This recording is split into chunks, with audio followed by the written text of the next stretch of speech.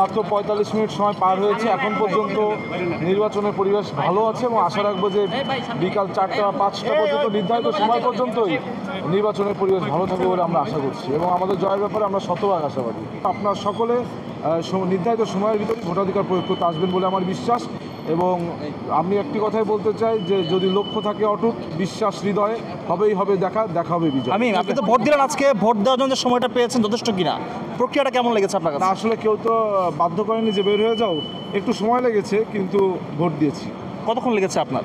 এটা আসলে 10 থেকে 12 মিনিট লেগেছে। 41টি ভোট দেওয়ার জন্য কি সবাই স্বাচ্ছন্দ্য বোধ করবে? এখানে কি পরিস্থিতি কেমন দেখছে? না, আসলে আমাদের প্রার্থীর সংখ্যা অনেক, বিশেষ করে সদস্য পদে প্রায় 210 জন বা সামথিং এর বেশি, যার কারণে আমার মনে হয় এটা একটু কষ্টসাধ্য ব্যাপার, আমার নিজেরও কষ্ট হয়েছে। কেন্দ্র নিয়ে আপনি শঙ্কা প্রকাশ করেছিলেন যে কেন্দ্র যথেষ্ট না, সেটা কি আপনার মনে হয়েছে আজকে?